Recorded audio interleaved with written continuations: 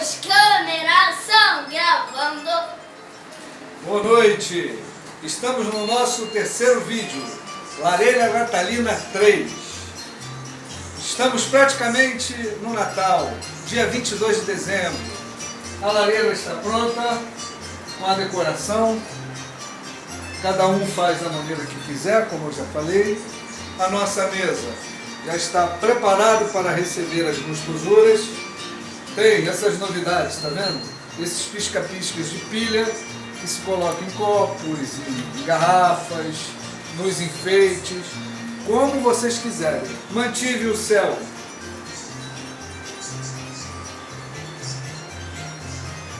com o tecido para parecer noite, entendeu? Mas pode tirar para ficar mais iluminado. Estamos preparados para o Natal. Se não deu para fazer esse ano, ano que vem fica a ideia.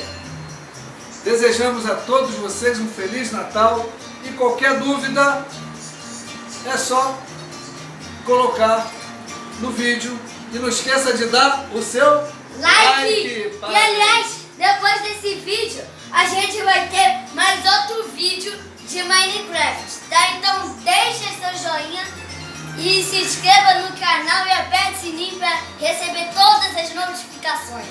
Feliz Natal para todos!